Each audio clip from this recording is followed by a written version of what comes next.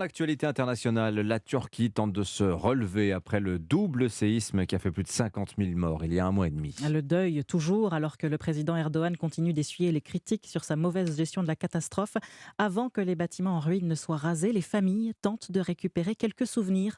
Reportage de la correspondante d'Europe 1, Manon Chaplin. Dans l'urgence, ce matin, Mustapha est arrivé dès 6 heures avec un camion et quelques copains.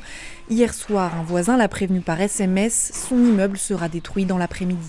Le jour du tremblement de terre, nous n'avons sorti que nos pyjamas. Nous sommes revenus et nous avons sorti quelques objets. C'était très dangereux de rentrer à l'intérieur. Quelques rues plus loin, deux amies pleurent. Elles regardent le quartier dans lequel elles ont grandi disparaître sous les pelleteuses. Nos économies, nos rêves, nos espoirs, tout est parti, tout est fini.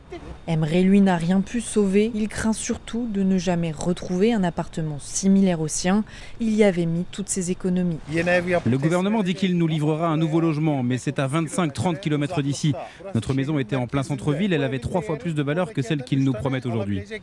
Selon le président Recep Tayyip Erdogan, la moitié des 650 000 logements à reconstruire seront debout d'ici un an. Peu probable, jugent les habitants devant l'étendue de la tâche à accomplir. À Antakya, Manon Chaplin, Europe 1. Aux États-Unis, Donald Trump va-t-il être inculpé? L'ancien président assure que l'État de New York prévoit de le mettre en